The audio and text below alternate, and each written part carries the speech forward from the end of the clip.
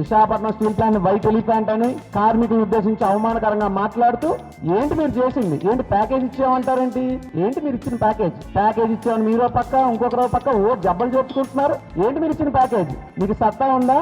ఆ ప్యాకేజ్ లో ఏ కార్మికుడి సంక్షేమానికి, ఏ కార్మికుడికి ఖాతాల్లోకి ₹1 వెళ్ళిందో చూపించగలనే ధైర్యం మీకుందా? ఆ దమ్ము మీలో ఎవరికైనా ఉందా? లేదా వచ్చినటువంటి ప్యాకేజ్ తో స్టీల్ ప్లాంట్ లో పరిశ్రమలో ఏ ఒక్క పరికరాలు మీరు కొన్నారు, కొత్త మిషనరీని ఏం తీసుకొచ్చారు, లేక ముడి సరుకుని ఎంత అందుబాటులోకి తెచ్చారు, ఏమైనా చెప్పగలరా? ₹1 అంటే ₹1 మీరు ఇచ్చినటువంటి ప్యాకేజ్ బ్యాంక్ ఖాతాలకు పోయింది తప్పితే స్టీల్ ప్లాంట్ కార్మికులకు గానీ, పరిశ్రమకు గానీ, ముడి సరుకుకు గానీ ₹1 వినియోగించబడాల. నేను అడుగుతున్నా, కేవలం మీ పరిపాలన యొక్క అసమర్థతే ఈ రోజు ఈ యొక్క స్టీల్ ప్లాంట్ ఫెయిల్యూర్ కి కారణం కాబోతుంది. స్టీల్ ప్లాంట్ గొంతు మీరే నొక్కుతున్నారు, స్టీల్ ప్లాంట్ గొంతును మీరే నిలిమేస్తున్నారు. ఈ రోజు భారతదేశంలో అనేకమైనటువంటి స్టీల్ ప్లాంట్లు ఉన్నాయి. బెలాయిలో గానీ, లేదు అనుకుంటే ఇంకా చాలా చోట్ల భద్రావతి స్టీల్ ప్లాంట్ గానీ, బెలాయ్ గానీ, సేలం గానీ, ఇవన్నీ కూడా స్టీల్ ప్లాంట్లే కదా. సుమారు 65,000 కోట్ల ప్యాకేజ్ ఇచ్చారు ఈ స్టీల్ ప్లాంట్లకి.